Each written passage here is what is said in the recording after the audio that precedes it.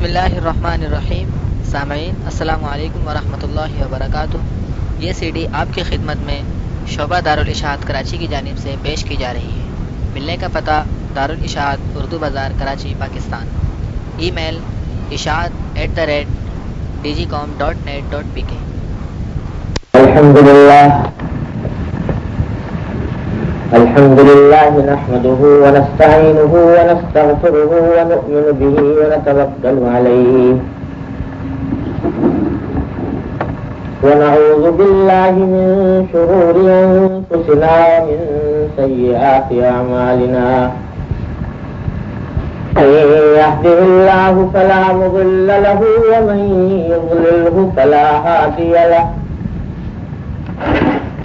وأشهد أن لا إله إلا الله وحده لا شريك له. وأشهد أن سيدنا وسندنا ونبينا ومولانا محمدا عبده ورسوله صلى الله تعالى عليه وعلى آله وأصحابه وبارك وسلم تسليما كثيرا. أما بعد فأعوذ بالله من الشيطان الرجيم. بسم الله الرحمن الرحيم.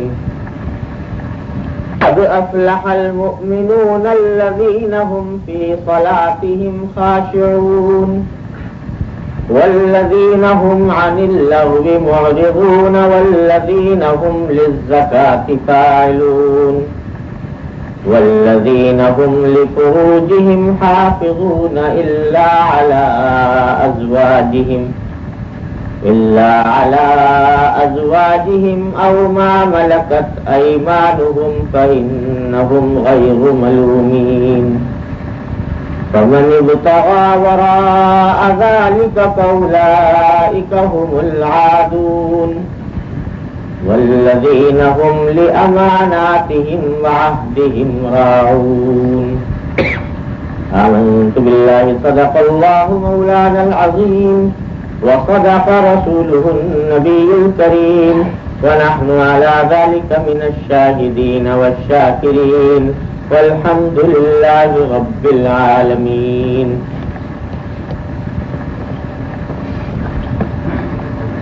بزرگان محترم اور برادران عزیز،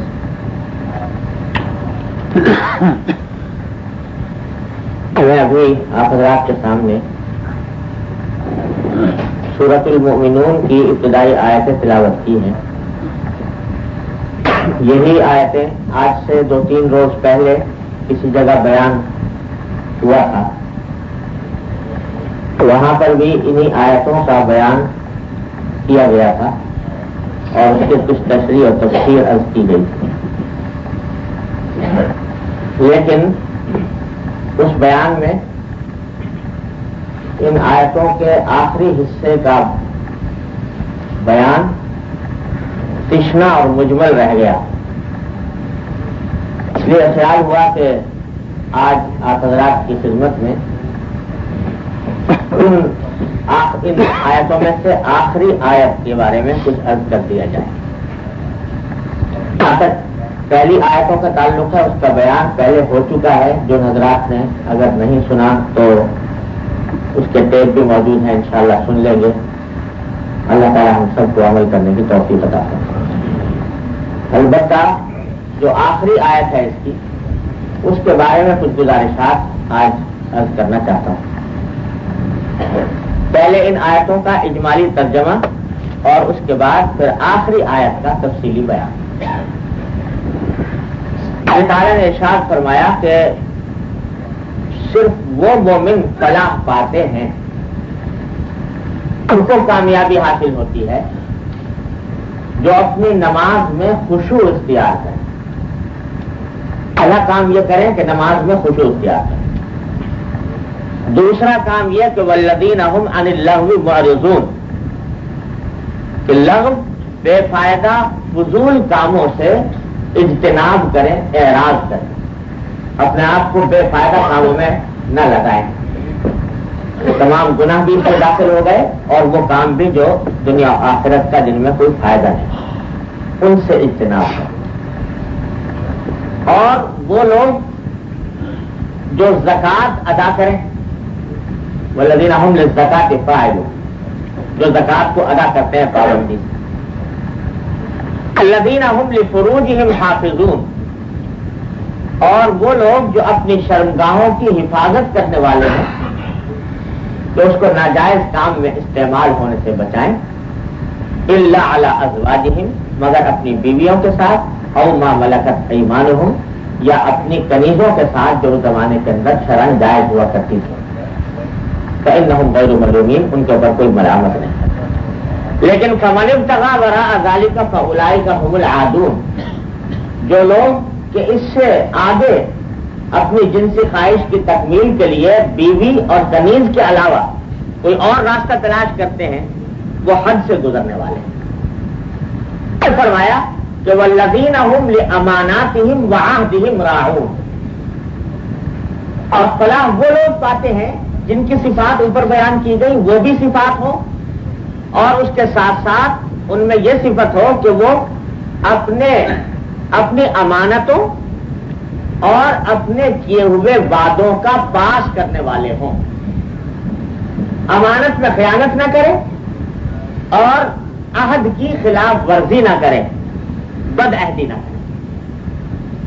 جیسا میں نے عرض کیا کہ جو ابتدائی صفات بیان فرمائی گئی ہیں کہ نماز میں خشوع اختیار کرے، لغو باتوں سے پرہیز کرے، زکوٰۃ ادا کرے، عفت اور عصمت اور پاک دامنی کی زندگی گزارے، ان کا بیان میں پہلے ایک بیان کے اندر عرض کر چکا ہوں، ایک مجلس میں ساری باتوں کا احاطہ ممکن نہیں۔ آج میں آخری آیت کے بارے میں کچھ عرض کرنا چاہتا ہوں کہ جس میں باری تعالیٰ نے یہ ارشاد فرمایا کہ انسان اس وقت تک فلاح نہیں پا سکتا، کوئی مسلمان، جب تک کہ اپنی امانت، جو امانت اس کو سونپی گئی ہے، اس کا پاس نہ کرے، اور جو عہد اس نے کیا ہے اس کی رعایت نہ کرے۔ جو آیت ہے اس میں دو چیزوں کا بیان ہے، ایک امانت کا تحفظ اور دوسرے عہد کی پابندی، کہ عہد کے خلاف ورزی۔ اس میں در حقیقت اشارہ فرمایا گیا ہے اس بات کی طرف کہ دین کا مطالبہ، اسلام کا مطالبہ صرف عبادات ادا کر کے پورا نہیں ہوتا، کہ عبادتیں ادا کر لی، نماز پڑھ لی، روزہ رکھ لیا، زکوٰۃ ادا کر دی، صرف اس سے دین کا مطالبہ پورا نہیں ہوتا۔ بے شک یہ دین کا بہت بڑا حصہ ہے جس کو حقوق اللہ کہا جاتا ہے، لیکن دوسرا ایک دین کا بہت بڑا حصہ حقوق العباد سے تعلق رکھتا ہے، بندوں کے حقوق۔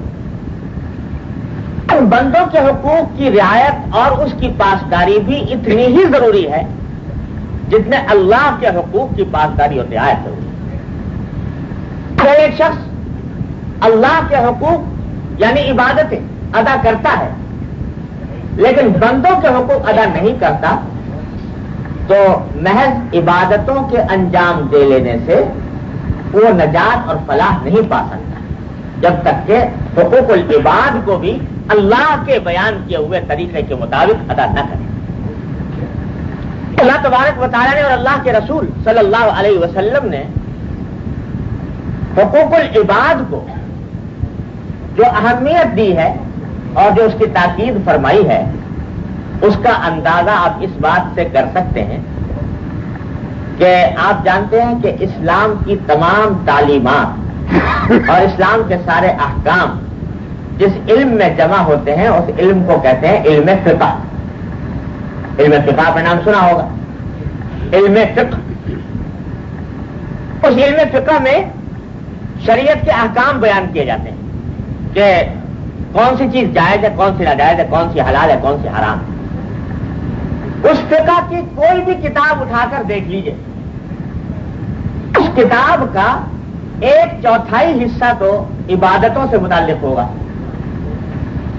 نماز، روزہ، حج، زکوٰۃ، اور 3/4 حصہ سارا حقوق العباد سے متعلق۔ آپ کا نام سنا ہوگا، فقہ کی مشہور کتاب ہدایہ ہے، اکثر مسلمانوں نے نام سنا ہوگا، ہدایہ کا حوالے بہت دیے جاتے ہیں. وہ ہدایہ 4 جلدوں میں ہے، 4 والیومز. ان میں سے پہلی جلد وہ ہے عبادتوں سے متعلق، طہارت، نماز، زکوٰۃ، حج. باقی تینوں جلدیں وہ حقوق العباد سے متعلق، اللہ کے بندوں کے حقوق. اللہ تبارک و تعالیٰ یہ فرماتے ہیں کہ جب تک تم میرے پیدا کیے ہوئے بندوں کے حقوق ادا نہیں کرو گے، میرا حق بھی اس حد تک ادا نہیں ہوتا. اس لیے ایسا آپ اندازہ کر سکتے ہیں کہ دین کے احکام کا 3/4 حصہ حقوق العباد سے متعلق ہے.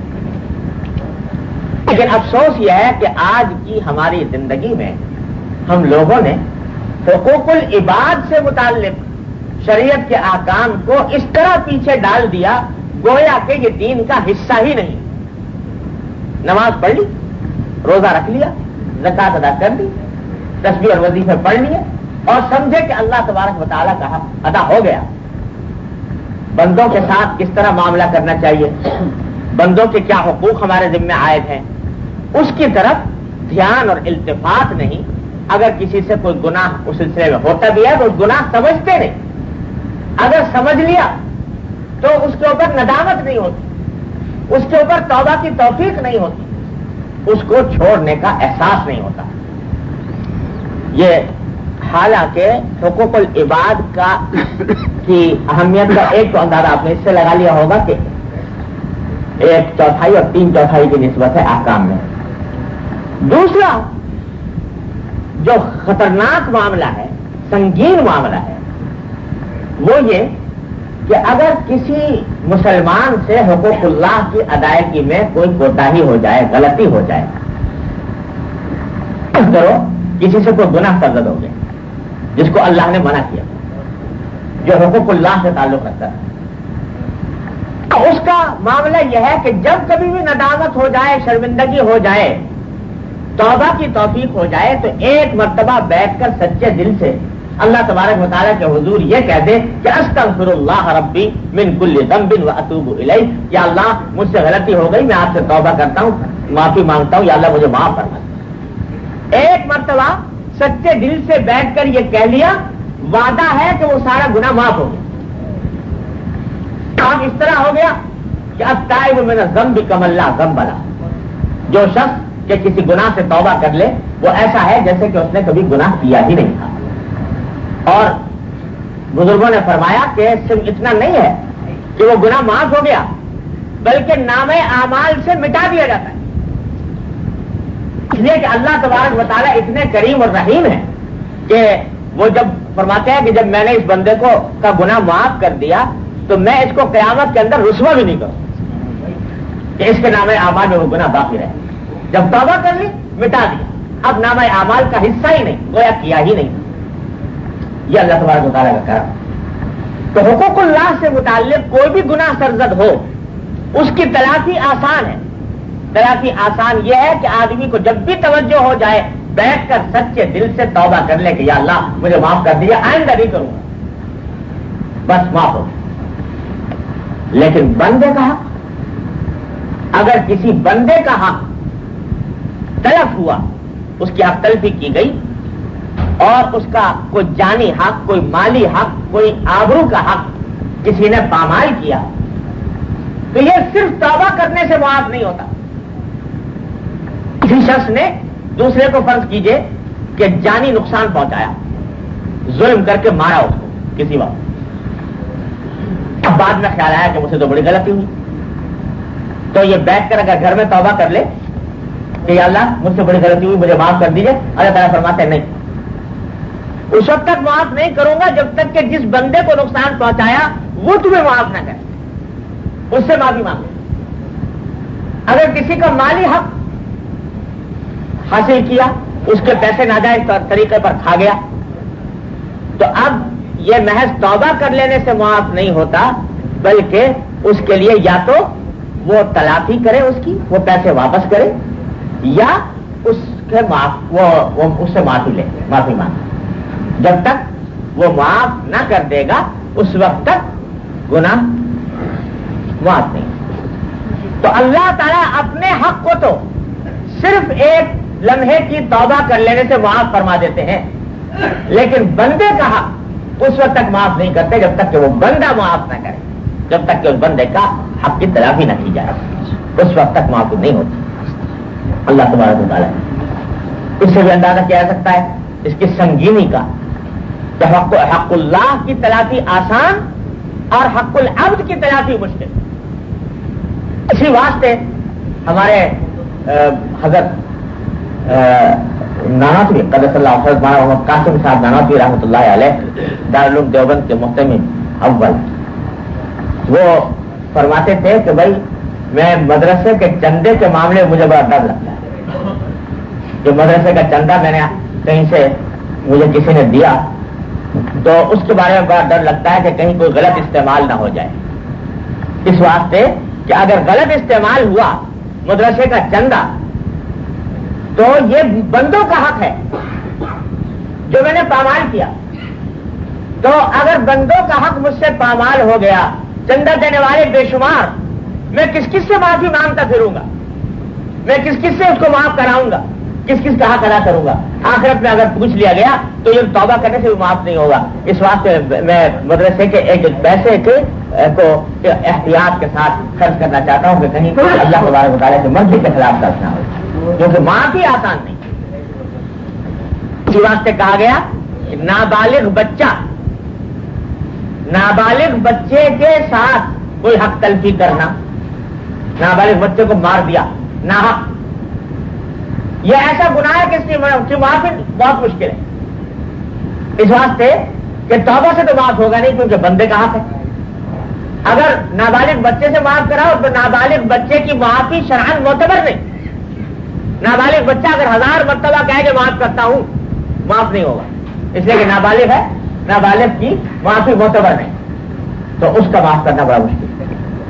تو حقوق العباد جو اللہ تبارک و تعالیٰ نے فرض فرمائے ہیں بندوں کے ذمے، ان کا معاملہ اللہ نے اتنا سنگین بنایا ہے کہ اللہ بچائے اس سے بڑا ہی خطرہ لاحق ہوتا ہے انسان کی زندگی میں۔ ایک حدیث میں آتا ہے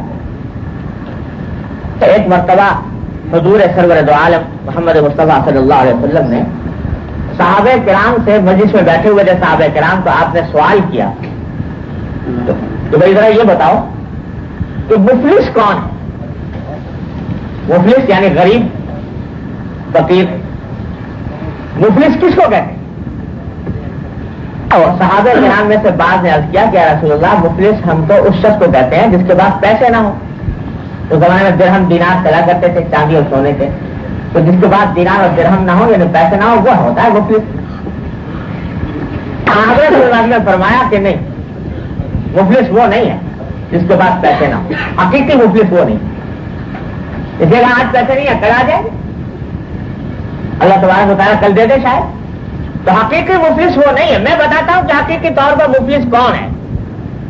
حقیقی مفلس وہ شخص ہے، ذرا سننے کی حدیث ہے، یاد رکھنے کی حدیث۔ حقیقی مفلس وہ شخص ہے کہ قیامت کے دن اللہ تبارک و تعالیٰ کے حضور حاضر ہوا، اس حالت میں حاضر ہوا کہ نیک اعمال کے انبار لے کر آیا، نمازیں، نفلیں، تلاوتیں، تسبیحات، وظائف، صدقہ، خیرات، کتنے نیک اعمال کے ڈھیر لے کر آیا اللہ تبارک و تعالیٰ کے حضور۔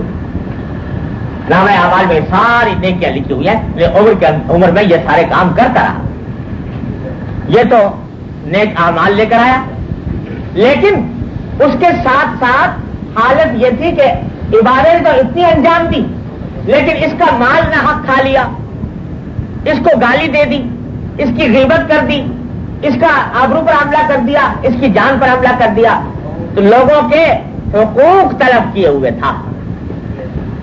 تو آخرت میں جب حساب و کتاب شروع ہوا تو جن لوگوں کے حقوق طلب کی ضائع کیے تھے وہ سارے جمع ہو گئے اللہ تبارک و تعالیٰ کے حضور کی، اللہ اس نے ہمارے حقوق غصب کیے ہیں، کوئی کہتا ہے میرے پیسے کھا گیا، کوئی کہتا ہے کہ میرے جان پر حملہ کیا، کوئی کہتا ہے میری آبرو پر حملہ کیا، تو ہمارے حقوق سے دلوائیے۔ اللہ تبارک و تعالیٰ فرمائیں گے کہ بھائی یہاں پر تمہارے جو حق اس نے کھایا تو اس کی تلافی کے لیے یہاں پر درہم و دینار سونے چاندی کے سکے تو ہے نہیں، یہاں کی کرنسی تو نیکیاں ہیں، نیک اعمال، وہ ہے یہاں کی کرنسی۔ اس واسطے اب اس کی تلافی کی شکل یہی ہو سکتی ہے کہ یہ جو نیکیاں لے کر آیا ہے، نیکیوں کے انبار، یہ جس جس کا حق طلب کیا ہے ہر ایک کو ایک ایک دیتے رہو۔ نمازیں ایک لے گیا، روزے ایک لے گیا، تسبیحات اور وظائف ایک لے گیا۔ اب جتنے نیک اعمال لے کر آیا تھا اپنے نامہ اعمال کے اندر، وہ دوسرے لوگ لے کر جا رہے ہیں، یہاں تک کہ ساری پونجی جو لے کر آیا تھا وہ سب خالی ہو گئی۔ اس کے باوجود حق کا مطالبہ کرنے والے کھڑے رہے، وہ کہنے لگے کہ صاحب ابھی تک ہمارا حق تو ملا نہیں، اور لوگوں کا تو مل گیا وہ لے کر چلے گئے، لیکن ہمارا حق تو ابھی تک ملا نہیں، ہمیں بھی دلوایا جائے۔ اب اس کے بعد نیکیاں بھی ختم ہو گئی، تو اس نیکیوں کے ذریعے حقوق کا تبادلہ کر لیا جائے۔ تو اللہ تبارک و تعالیٰ فرمائیں گے کہ پھر اب تو ایک ہی شکل ہو سکتی ہے، وہ یہ کہ تم جو صاحب حق ہیں ان کے نام اعمال میں جو گناہ ہیں وہ اٹھا کر اس کے نام اعمال میں ڈال دیے جائیں۔ جو صاحب حق تھا اس نے جو گناہ کیے تھے وہ اٹھا کر اس کے نام اعمال میں ڈال دیا۔ تو سرکار دو عالم صلی اللہ علیہ وسلم فرماتے ہیں کہ حقیقی مفلس وہ ہے جو نیکیوں کے اتنے انبار لے کر آیا، لیکن اس حقوق العباد کو طلب کرنے کے نتیجے میں وہ نیکیوں کے بجائے گناہوں کے انبار لے کر آیا۔ حقیقی معنی میں مفلس وہ ہے کہ اس کے پاس کوئی سامان اپنے بچاؤ کا باقی نہیں۔ اللہ تعالیٰ اپنی رحمت سے اس انجام سے ہم کو ہر مسلمان کو محفوظ فرمائے کہ ایسا نہ ہو کہ ہم یہاں جو جمع ہو رہے ہیں، نمازیں پڑھ رہے ہیں، جماعتیں کر رہے ہیں، تلاوت کر رہے ہیں، خدا نہ کرے کہ آخرت میں یہ معاملہ ہو کہ یہ چھن جائیں اور دوسرے لے جائیں۔ یہ ہوگا کیسے؟ حقوق العباد کو ضائع کر۔ یاد رکھیے حقوق العباد کا معاملہ اتنا نازک ہے اور اتنا سنگین ہے، اتنا اہم ہے، اور اللہ تبارک و تعالیٰ نے اس کے اتنے شعبے رکھے ہیں۔ والدین کے حقوق، بہن بھائیوں کے حقوق، رشتہ داروں کے حقوق، میاں بیوی کے حقوق، ہمسایوں کے حقوق، عام مسلمانوں کے حقوق، یہاں تک کہ کافروں کے حقوق، یہاں تک کہ جانوروں کے حقوق، ان سب کے اوپر اللہ تبارک و تعالیٰ نے احکام دیے ہیں۔ ان سب احکام پر عمل کرنا ضروری ہے، اس کے بغیر فلاح حاصل نہیں ہوتا۔ تو اسی سلسلے میں اس آیت کے اندر جو اشارہ فرمایا گیا وہ یہ کہ اوپر ہم نے عبادتوں کا ذکر کیا کہ نماز میں خشوع اختیار کرتے ہیں، زکات ادا کرتے ہیں، لیکن یہ بات کافی نہیں۔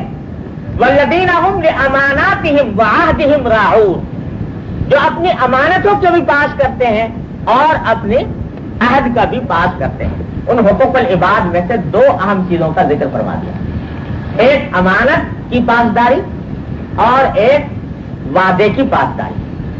ان دونوں کا اہتمام ضروری قرار دیا، اس کے بغیر فلاح حاصل نہیں ہوتا۔ امانت جس کا ذکر پہلے فرمایا گیا، اس امانت کے اندر عام طور سے ہمارے ذہن میں تصور یہ آتا ہے امانت کی پاسداری کا کہ امانت اس کو کہتے ہیں کہ کوئی شخص پیسے لا کر رکھوائے ہمارے پاس اور ہم اپنے سیف میں تالا لگا کر اس کو رکھیں، تو یہ امانت کی پاسداری ہے، اس کے اندر اس کو کھائیں پیے نہیں، اس کو غلط استعمال نہ کریں۔ یہ تصور ہمارے ذہنوں میں امانت کا رہتا ہے، اور ہے بھی امانت کے براہ راست مفہوم یہ ہوتا ہے کہ کوئی چیز کسی کے پاس امانت کے طور پر رکھوائی جائے تو اس کا آدمی لحاظ کرے، اس کے اندر کوئی خلاف ورزی نہ کرے۔ لیکن یاد رکھیے کہ امانت صرف اس بات کی حد تک محدود نہیں ہے، بلکہ شریعت میں امانت کا تصور بہت وسیع اور ان تمام امانتوں کا لحاظ رکھنا ضروری ہے۔ یہاں صیغہ اللہ تعالیٰ نے جمع کا استعمال فرمایا، والذین ہم لاماناتہم، امانتوں کی رعایت کرتے ہیں۔ امانت لفظ مفرد استعمال نہیں کیا، جمع کریں، یعنی جتنی قسم کی امانتیں ہیں ان سب کی پاسداری کریں۔ اب اس کی تفصیل میں اگر جائیں تو یہ رات بھی کافی نہ ہو، کتنی امانتیں ہمارے پاس ہیں۔ سب سے پہلی امانت ہماری جان ہے۔ یہ جان جو ہے سر سے لے کر پاؤں تک یہ ہمارے پاس امانت ہے اللہ تبارک و تعالیٰ.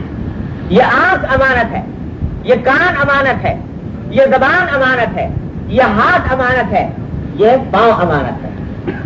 تمہاری ملکیت ہے, کہیں سے خرید کر لائے تھے, اپنی کوشش سے بنائی تھی, اپنی طاقت سے بنائی تھی. اللہ تبارک و تعالیٰ نے بغیر کسی محنت کے, بغیر کسی پیسے کے یہ چیزیں ہمیں عطا فرما دی ہیں اور مرتے دم تک ساتھ ہیں, لیکن ہیں امانت اللہ تبارک و تعالیٰ, تو اس کے مالک نہیں. اور جب امانت ہے تو اس امانت کو اسی وقت اس کا استعمال جائز ہے جو امانت رکھوانے والے کی مرضی کے مطابق ہو. اگر آپ کے پاس ایک شخص فرض کرو گاڑی رکھوا گیا امانت, اور یہ کہا کہ بھائی تم اس کو ضرورت کے وقت خود استعمال کر سکتے ہو مگر کسی اور کو مت چلانے دینا, تو اب اگر وہ شخص خود استعمال کرے وہ تو ہے ٹھیک, لیکن اگر دوسرے کو استعمال کرنے کے لیے دے گا یہ امانت میں خیانت ہوگی. تو اللہ نے ہمیں آنکھ اس لیے دی ہے, اس کام کے لیے عطا فرمائی ہے کہ اس کو جائز چیزوں کے دیکھنے میں استعمال کریں. اگر اس آنکھ کو ناجائز چیز کے دیکھنے میں استعمال کریں گے تو یہ اللہ کی امانت میں خیانت. کان اللہ تبارک و تعالیٰ نے اس لیے دیے کہ اس سے جائز باتیں سنی جائیں. اگر ان کو ناجائز باتوں کے سننے میں استعمال کریں گے یہ امانت میں خیانت. یہ زبان اللہ تعالیٰ نے اس لیے عطا فرمائی کہ اس کے ذریعے جائز باتیں زبان سے نکالی جائیں.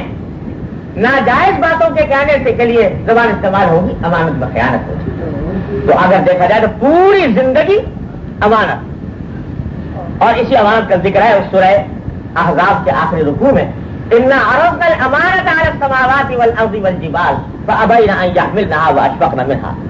اللہ تعالیٰ فرماتے ہیں کہ ہم نے یہ امانت یعنی یہ زندگی کی امانت یہ ہم نے پیش کی آسمانوں پر, زمین پر, پہاڑوں پر, کہ جب ہم تم کو امانت دیتے ہیں اگر تم اس کی پاسداری کا وعدہ کرو تو ہم تمہیں دے دیں. سب نے پناہ مانگ لی, کہا کہ نہیں جی ہم اس بوجھ کو نہیں اٹھا سکتے. وحملها الانسان, انسان نے اٹھا لیا کہ جی میں کروں گا اس کی پاسداری. تو یہ امانت انسان کے پاس موجود ہے, پوری زندگی امانت. اس لیے تو اس لیے امانت صرف یہ نہیں کہ کوئی پیسے لا کے رکھوائے آپ سیف میں چابی تالا لگا کر اس کو رکھ دیں, بلکہ یہ امانت سب سے بڑی. پھر بندوں کی امانت, یہ تو اللہ کی امانت ہے. بندوں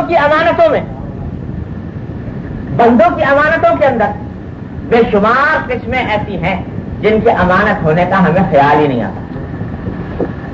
سنیے, رسول کریم صلی اللہ علیہ وسلم نے ارشاد فرمایا کہ المجالس بالامانہ,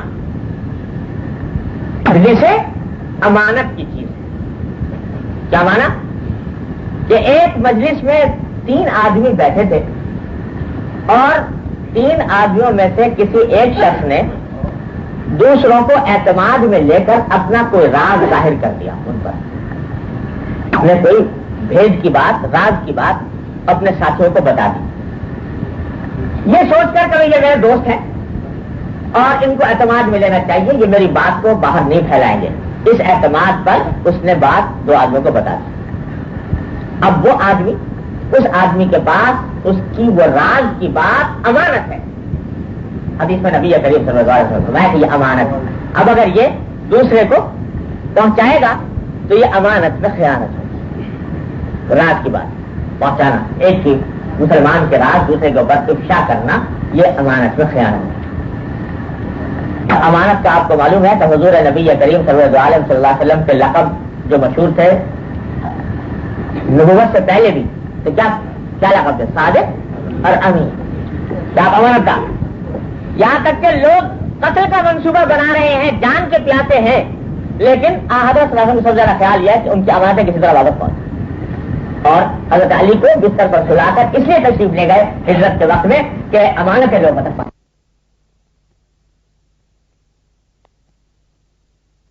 اللہ تعالیٰ نے اس کو مسلمان ہونے کی توفیق عطا فرمائی. مسلمان ہونے کے بعد اس نے پوچھا کہ رسول اللہ میں اب بتائیے کیا کروں, میرے ذمہ اسلام کا کیا فریضہ عائد ہوتا ہے. جنگ ہو رہی تھی یہودیوں سے, انہیں یہودیوں کی بکریاں لے کر آیا تھا. تو حضرت صلی اللہ علیہ وسلم نے فرمایا کہ پہلا کام یہ ہے کہ یہ بکریاں لے کر آئے ہو چرانے کے لیے لوگوں کی,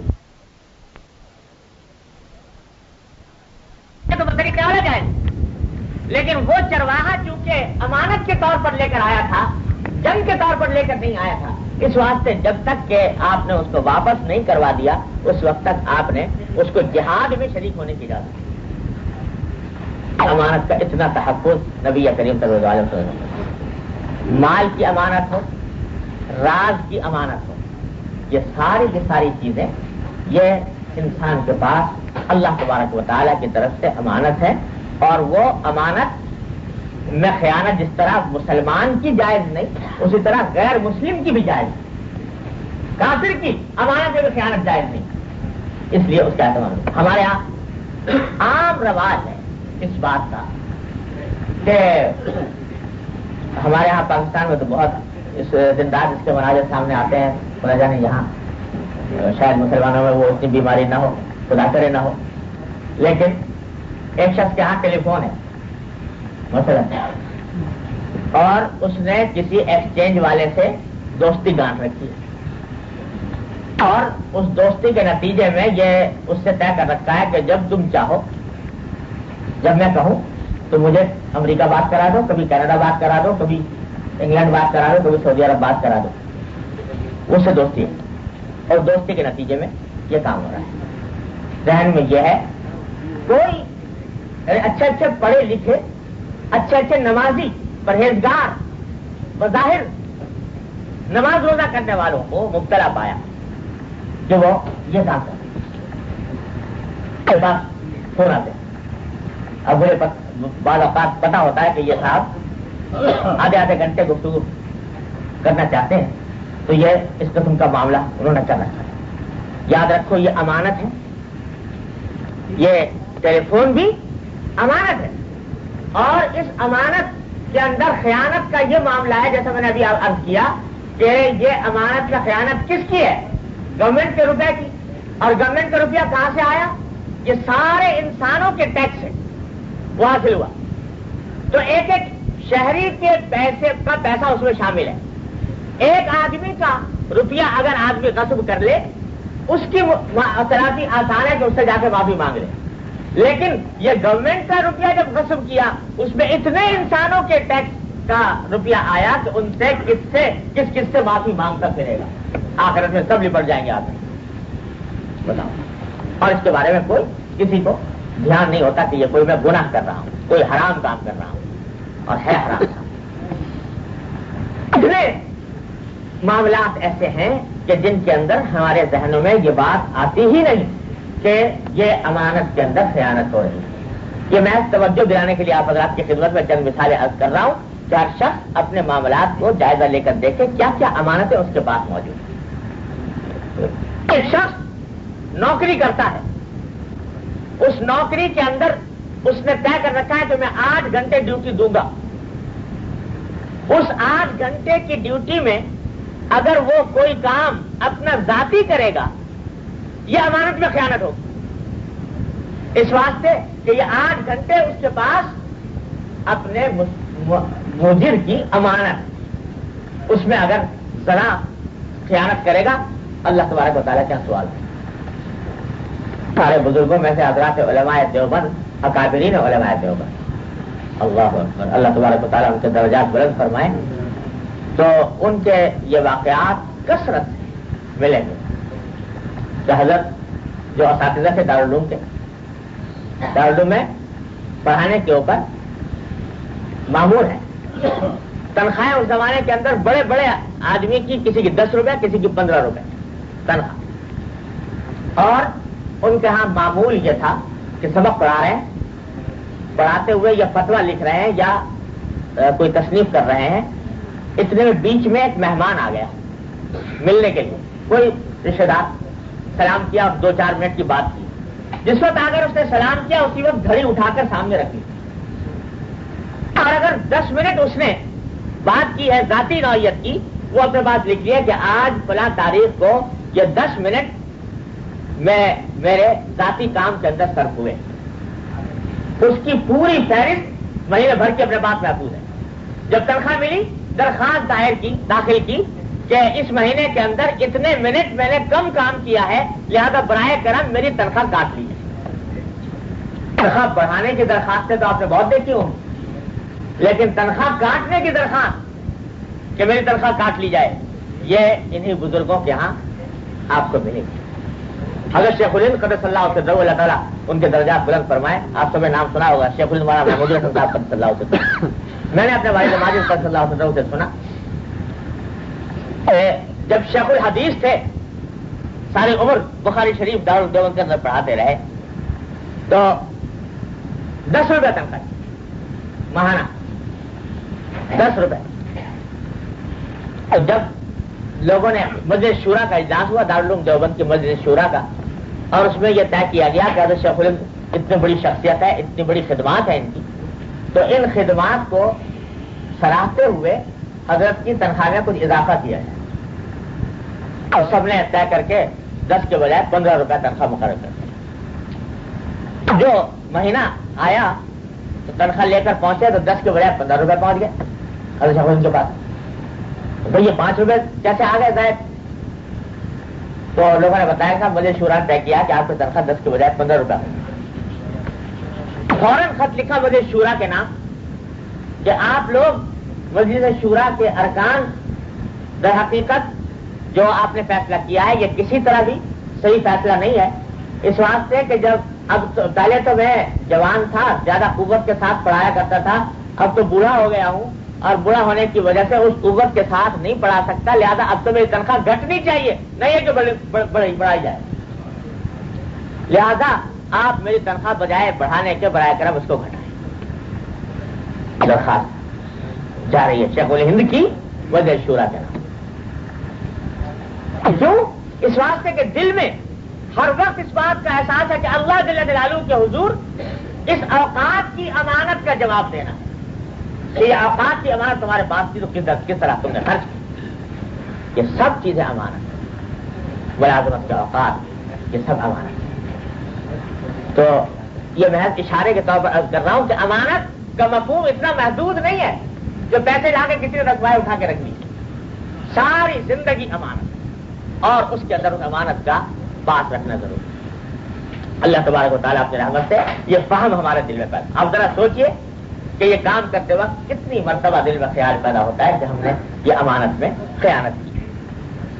اللہ، ایک واقعہ اور سنا دوں، بات امانت کی بات اس پر ختم کروں۔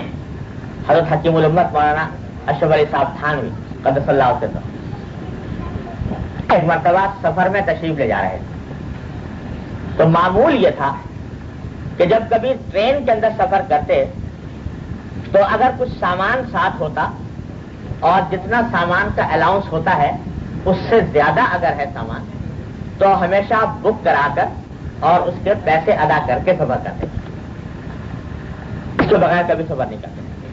ایک مرتبہ سہارنپور سے تھانہ بھون جانا تھا، سہارنپور کے اسٹیشن پر سوار ہوئے، گاڑی جلدی سے جانے والی تھی، سامان کچھ زیادہ تھا، تو حضرت سیدھے بکنگ آفس کے اوپر پہنچے اور جا کر کہا کہ میرا سامان بک کر لو۔ تو ایک گارڈ کھڑا ہوا تھا جو اسی ٹرین کے اندر جا رہا تھا، حضرت کو پہچانتا تھا، ہندو تھا۔ اس نے کہا کہ حضرت آپ کس چکر میں ہیں، یہ آپ اس بکنگ کراتے رہیں گے گاڑی نکل جائے گی، تو آپ ایسا کریں کہ یہ کچھ پرواہ نہ کریں، میں ساتھ ہوں، میں آپ کا سامان چڑھا دیتا ہوں، بکنگ کرانے کی ضرورت نہیں، آئیے میں گاڑی میں چڑھا دیتا ہوں۔ حضرت نے فرمایا کہ بھائی یہ گاڑی میں تو آپ چڑھا دیں گے لیکن آپ کب تک میرے ساتھ رہیں گے، کہاں تک جائیں گے آپ؟ اس نے کہا جلال آباد تک جاؤں گا۔ جلال آباد تھانہ بھون سے پہلا اسٹیشن تھا۔ کہا کہ جلال آباد کے بعد کیا ہوگا؟ کہا کہ وہاں دوسرا گارڈ آئے گا، اس کے حوالے کر جاؤں گا، اس سے کہہ دوں گا کہ یہ مرنا ہے، ان کو پوچھنا مت اور زیادہ سامان جانے دینا۔ کہا کہ وہ کہاں تک جائے گا؟ کہ جی وہ تو دلی تک جائے گا۔ کہا کہ مگر دلی کے بعد کہاں تک جائے گا؟ دلی کے بعد جانے کی کیا بات ہے، آپ تو تھانہ بھون کے اوپر بیچ میں راستے میں اتر جائیں گے۔ تو کہا کہ نہیں بھائی، مجھے تو تھانہ بھون سے بھی اور آگے جانا ہے، اور دلی سے بھی اور آگے جانا ہے، اور اس دنیا سے بھی بہت آگے جانا ہے۔ اللہ تبارک و تعالیٰ کے حضور جا کر مجھے پیش ہونا ہے اور اس کا جواب دینا ہے۔ اگر اس کی گارنٹی دے دو کہ کوئی گارڈ وہاں تک ساتھ جائے گا اور مجھے اللہ تبارک و تعالیٰ کی بات سے بچا لے گا تو بے شک میں تمہاری بات ماننے کے تیار۔ لیکن اگر اس کی گارنٹی نہیں دے سکتے تو میں بغیر بک کرائے ہوئے ریل کے اندر سفر نہیں کروں. اللہ تبارک و تعالیٰ اپنے بندوں کو یہ جب فہم اور یہ حص عطا فرماتے ہیں، اس ہندو کی طبیعت پر اتنا اثر ہوا کہ اللہ یہ آدمی جو گاڑی جا رہی ہے نکلی ہوئی اور یہ اس فکر میں ہے کہ سامان میرا زیادہ نہ ہو جائے اور اللہ تبارک و تعالیٰ کے اس کی بات پرس نہ ہو جائے، اس کے قلب پر اثر ہوا اور مجھے ایسا یاد پڑتا ہے کہ شاید وہ اس واقعے کے بعد مسلمان ہو.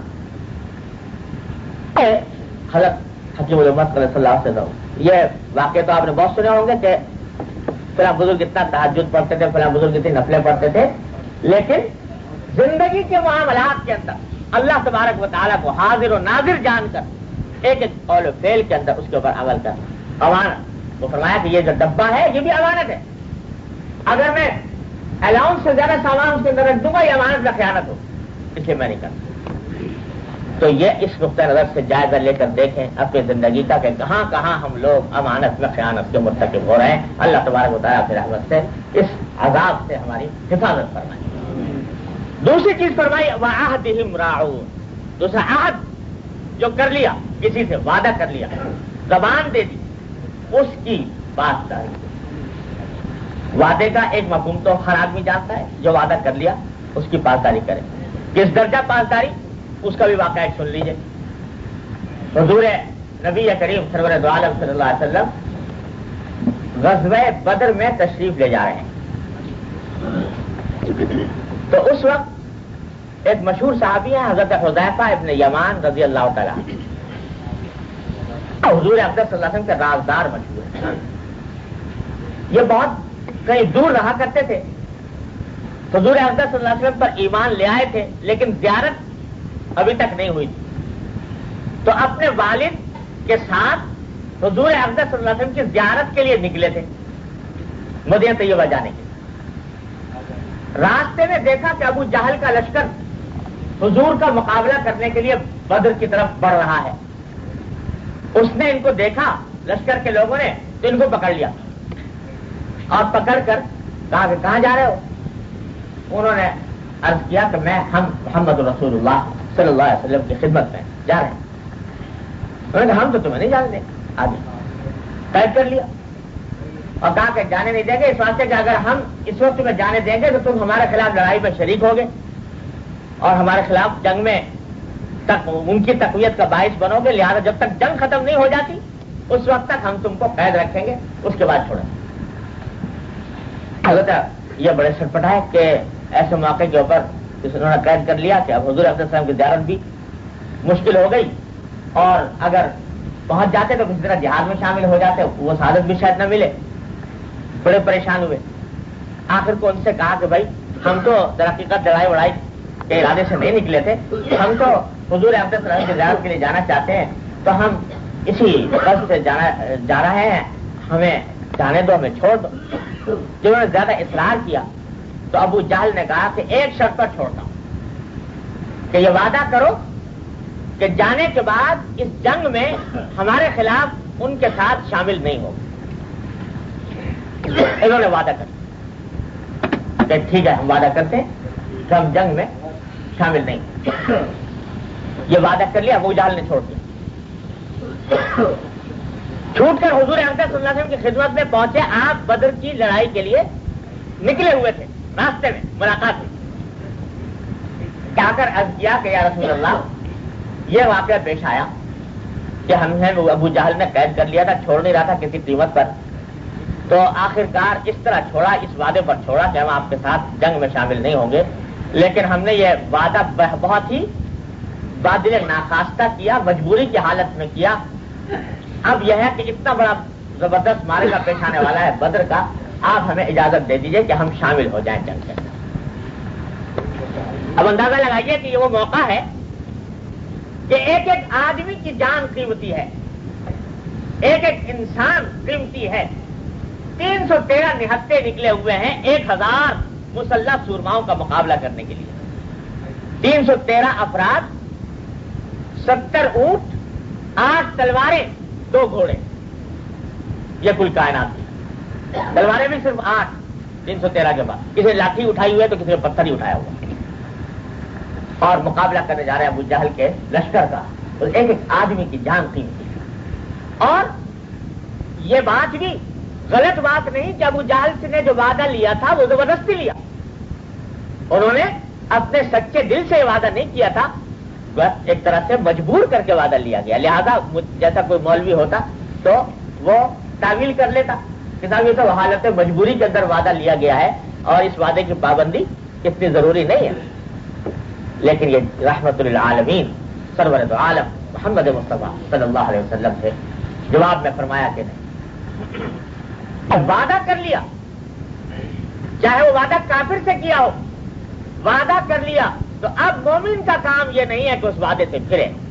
मैं तुम्हें बदर के अंदर शामिल होने की इजाजत नहीं देता। यह है कि गज़वा बदर वो गज़वा जिसमें शामिल होने वालों को यह एजाज मिला कि वो उनके अस्माउल बदरियीन भी अगर पढ़ लिया जाए तो अल्लाह ताला दुआ कबूल फरमा लेते हैं। वो उस गज़वे के एजाज से हुज़ैफा इब्न यमान को महरूम रखा बज़ाहिर। इस वजह से महरूम रखा तो वादा कर लिया, जबान दे दी। लेकिन दीन दर हकीकत नाम वो रस्मों का नहीं है, दीन नाम इत्तिबा का है। अल्लाह और अल्लाह के रसूल सल्लल्लाहु अलैहि वसल्लम को जो हुक्म आया आपने, अब कोई सब कहता है जहाद के इतने बड़े फजाइल हैं, इतनी बड़ी बड़ी नेमत है तो उसको हम कैसे छोड़े? नहीं, जहाद की जहां फजाइल है वहां वादे की पाबंदी की फर्जियत भी है। जहाद को छोड़ दिया, वादे की पाबंदी इख्तियार कर। तो मालूम हुआ कि हर चीज का हर वक्त का एक तकाजा है, उस तकाजे के मुताबिक दीन का जो मुतालबा उसके ऊपर अमल करने का नाम दीन। यह है अहद की पाबंदी। और अहद खा वो काफिर से हो, खा वो मोमिन से हो, खा वो मर्द से हो, खा औरत से हो, खा बालिग से हो, चाहे नाबालिग से हो। एक हदीस में आता है कि एक सहाबी थे, हुजूर अक़दस सल्लल्लाहु अलैहि वसल्लम की खिदमत में मौजूद थे। उन्होंने एक बच्चे को अपने पास बुलाया, गोद में लेना चाहते थे, तो बच्चा आ नहीं रहा था। तो इन्होंने कहा कि आओ बेटा मेरे गोद में आ जाओ तो हम तुम्हें एक चीज देंगे। जैसे बच्चों को एक लालच देकर बुला लिया, एक चीज देंगे। वो बच्चा लालच में आ गया, गोद में उठा लिया। हुजूर अक़दस सल्लल्लाहु अलैहि वसल्लम ने देखा तो फरमाया कि भाई ये बताओ, तुमने जो इससे कहा था बच्चे से कि आ जाओ गोद में तो तुमको एक चीज देंगे, तो वाकई कुछ देने का इरादा था या वैसे ही लालच दे रहे थे बच्चे को? उन्होंने अर्ज किया कि या रसूलल्लाह, जी हाँ, मेरा इरादा यह था कि मैं इसको खजूर दूं, और खजूर मेरे पास मौजूद थी, उसको देने के लिए मैंने बुलाया था। फरमाया कि अगर इरादा न होता देने का और फिर तुम इससे वादा करते कि मैं दूंगा और न देते तो तुम्हें वादा खुलाफी करने का गुनाह कबीरा होता। देखो साथ हुआ ना जाए। और बल्कि मैं आगे उसकी तफसीर के तौर पर याद करता हूं, और इंशाल्लाह बात सही है कि बच्चे के साथ वादा खिलाफी करने का गुनाह शायद दोहरा हो। एक तो वादा खिलाफी का गुनाह, दूसरे उस बच्चे की गलत तरबियत का गुनाह। वो बच्चा ये समझेगा कि ये वादा खिलाफी कोई ऐसी चीज नहीं है, मेरे माँ बाप भी करते हैं और मेरे बड़े भी करते हैं, तो उसको वादा खिलाफी की आदत पड़े। यह वादी इमराउन के अंदर ये बात भी दाखिल। तो भाई ये आहद और अमानत, ये दो चीजें ऐसी हैं कि अगर जरा बारीक बीनी से देखा जाए तो जिंदगी के तमाम मामलात पर हावी है। शायद कोई बात ऐसी ना हो जो अमानत और आहद से बाहर जाए। तो इसका रियायत रखना जरूरी है। और अफसोस यह है कि एक वक्त वो था कि मुसलमान इस मामले में ज़रबुल मसल था कि मुसलमान अमानत में खयानत नहीं कर सकता, वादे की खिलाफ वर्जी नहीं कर सकता।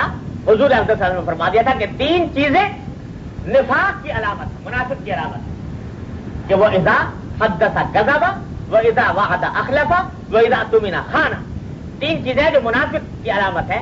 एक है कि जब बात कहे तो झूठ बोले, जब वादा करे तो खिलाफ वर्जी करे, जब उसके पास कोई अमानत रखवाई जाए तो खयानत करे। ये मुनाफिक की अलामत थी। और मोमिन की अलामत ये थी कि ये कभी झूठ नहीं बोलता, ये कभी वादा खिलाफी नहीं करता, कभी अमानत पे बरहदी नहीं करता।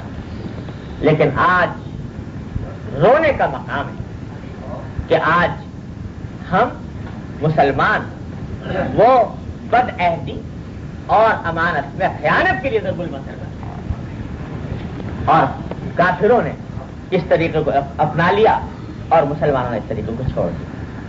اور اس کے باوجود ہم یہ سمجھتے ہیں کہ ہم نمازیں پڑھ پڑھ کر نجات حاصل کر لیں. یاد رکھو نماز بہت عام چیز ہے. میں پہلے بھی عرض کر رہا تھا کہ کوئی سے یہ نہ سمجھے معاذ اللہ کہ میں عبادات کا درجہ کچھ کم کر رہا ہوں. عبادات تو بہت اعلیٰ درجے کی چیز ہے، لیکن عرض کرنے کا مطلب یہ ہے کہ یہاں آتے ہی مسجد میں وہ لوگ ہیں جن کو عبادات کا کچھ نہ کچھ اہتمام ہے، لیکن یہ جو دوسرا جز ہے حقوق العباد، اس کا اہتمام، اس کی طرف دھیان نہیں. آخر میں ایک بات کی طرف اور توجہ دلا کر گفتگو ختم کروں گا. حضرت اویس قرنی رحمۃ اللہ علیہ کا واقعہ سنا آپ سب حضرات؟ حضرت اویس قرنی مشہور بزرگ ہیں جو حضور اقدس صلی اللہ علیہ وسلم کے زمانے میں یمن کے اندر رہتے تھے. یمن، ان کی والدہ بیمار تھی اور یہ ان والدہ کی خدمت میں لگے رہتے تھے. حضور اقدس صلی اللہ علیہ وسلم کے پاس جانے کا شوق تھا، زیارت کا، کہ حضور اقدس صلی اللہ علیہ وسلم کی خدمت میں حاضر ہوں. آپ کا زمانہ پایا، لیکن حضور اقدس صلی اللہ علیہ وسلم سے اجازت لی پہلے، یا رسول اللہ میں حاضر ہونا چاہتا ہوں لیکن میری والدہ بیمار ہے، ان کی خدمت میں لگا رہتا ہوں، تو اب میں چاہتا ہوں کہ کسی طرح آپ کی خدمت میں پہنچ جاؤں. اس کا بہت اشتیاق ہے طبیعت میں، کیا کروں؟ سرکار دو عالم صلی اللہ علیہ وسلم نے جواب میں ارشاد فرمایا کہ نہیں، میرے پاس آنے کی اجازت نہیں، اپنی والدہ کی خدمت کرو، والدہ کے ساتھ رہنا. چنانچہ سرکار دو عالم صلی اللہ علیہ وسلم کے حکم کی تعمیل میں والدہ کی خدمت کرتے رہے یہاں تک کہ حضرت صلی اللہ علیہ وسلم کا وصال ہو اور زیارت کی سعادت حاصل نہ کر سکے. اب اندازہ لگائیے کہ اس روئے زمین پر سرکار دو عالم صلی اللہ علیہ وسلم کی زیارت سے بڑی کوئی سعادت ہو نہیں سکتی، لیکن حقوق العباد کی خاطر، والدہ کے حق کی خاطر اس عظیم الشان سعادت سے حضرت اویس قرنی کو منع فرما دیا نہ ہو. اور اس کا نتیجہ اللہ تعالیٰ نے یہ عطا فرمایا کہ جب اے اویس تم نے محمد رسول اللہ صلی اللہ علیہ وسلم کی زیارت پر آپ کے ارشاد کی تعمیل کو ترجیح دی اور والدہ کی خدمت کو ترجیح دی، تو اب ہم تمہیں یہ مقام بخشتے ہیں کہ حضرت فاروق اعظم رضی اللہ تعالیٰ کو بلا کر سرکار دو عالم صلی اللہ علیہ وسلم نے فرمایا کہ اے عمر، میرے دنیا سے اٹھ جانے کے بعد قرن اور یمن سے ایک شخص تمہارے پاس مدینہ طیبہ میں آئے گا، وہ مستجاب الدعوات ہوگا. اے عمر، اگر وہ آ جائے اور تمہاری اس سے ملاقات ہو تو اپنے لیے اس سے دعا کروانا. مستجاب الدعوات اللہ تبارک تعالیٰ نے یہ مقام بخشا کہ فاروق اعظم کو کہا جانا ہے کہ اس سے جا کے دعا کرو، اس لیے کہ سرکار دو عالم صلی اللہ علیہ وسلم کے حکم کی تعمیل اور والدہ کی خدمت، اس پہلو کو ہم لوگ چھوڑ چکے ہیں. اس لیے اس طرف آج کی مجلس میں اس طرف توجہ دلانی منظور تھی کہ اپنی زندگی میں حقوق العباد کی اہمیت کا احساس پیدا کریں. کیا کیا احکام ہیں جو حقوق العباد سے متعلق ہیں اور کس کس جگہ پر ان کی اختلافی ہو رہی ہے، اس سے کس طرح بچا جا سکتا ہے. اللہ تبارک و تعالیٰ اپنی رحمت سے مجھے آپ کو سب کو حقوق اللہ اور حقوق العباد دونوں کی صحیح ادائیگی کی توفیق عطا فرمائے. وآخر دعوانا الحمدللہ.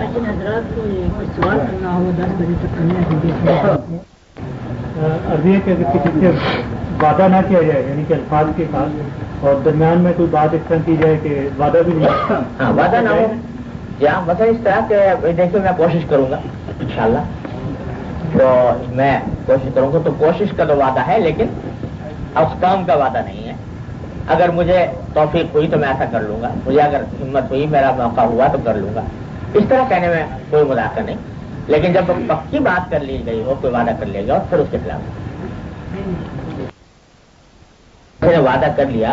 ارادہ کے لیے ہم کہتے ہیں کہ وہ جماعت میں نکلنے کے لیے کہتے ہیں تو ارادہ تو یہ ہے کہ ارادہ کرنے سے وعدہ کرنا لازم نہیں آتا. ارادہ اگر کسی نے صرف کہا کہ میں ارادہ کرتا ہوں تو وہ وعدہ کرنا لازم نہیں آتا. البتہ اگر یہ ارادہ کا لفظ نہ کہے، یہ کہے کہ میں نے وعدہ کرتا ہوں کہ جاؤں گا، تو پھر وعدہ جیسے کہ اگر کسی کافر کے ساتھ نا یعنی کہ واقعہ سننے میں آیا کہ بعض دفعہ حضور صلی اللہ علیہ وسلم ان کے ساتھ یعنی کہ بات کو درگزر کر دیتے تھے، تو ایسا کوئی جائز ہے کہ طریقہ کہ یعنی کہ کسی کے ساتھ آپ بات کو ٹال دیں اگر وہ آپ سے وعدہ لے بھی رہا ہے، یعنی کہ اس کو درمیانی بات کر کے اس میں رکھیں ایسے گمان میں کہ آپ نے وعدہ بھی نہیں کیا اور یعنی کہ بات جو ہے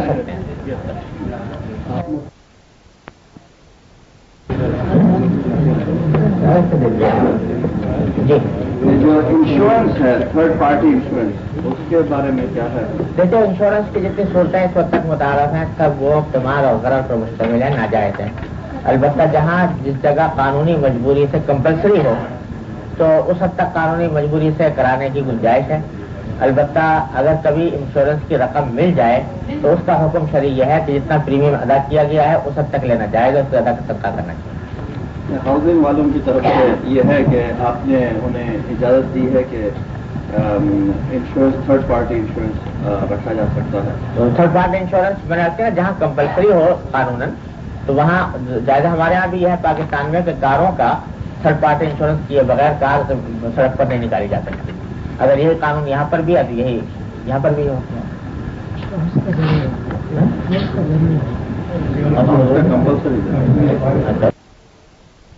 وعدے کو نے پوچھا کہ وعدوں کی نیت نہیں ہوتی ہے کہ وعدہ پورا کرے، لیکن رشتے داری کا خیال ہوتا ہے یا دوست کا خیال ہوتا ہے۔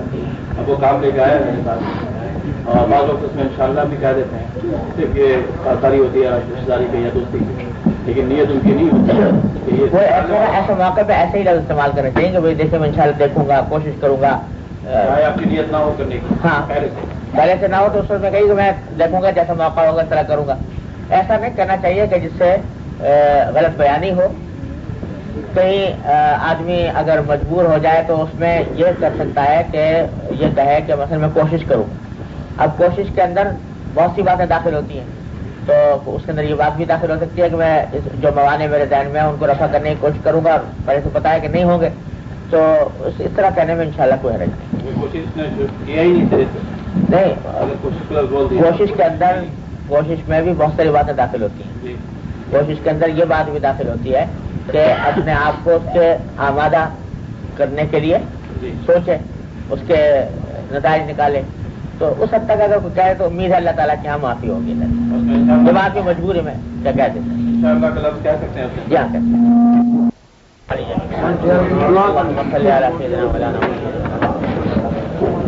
ربنا ظلمنا انفسنا وان لم تغفر لنا وترحمنا لنكونن من الخاسرين ربنا آتنا في الدنيا حسنة وفي الآخرة حسنة وقنا عذاب النار یا ارحم الراحمین اپنے فضل و کرم سے ہمارے تمام گناہوں کو معاف کرو۔ یا اللہ ہمارے اعمال و اخلاق کی اصلاح کرو، ہمیں سیدھے راستے پر چلنے کے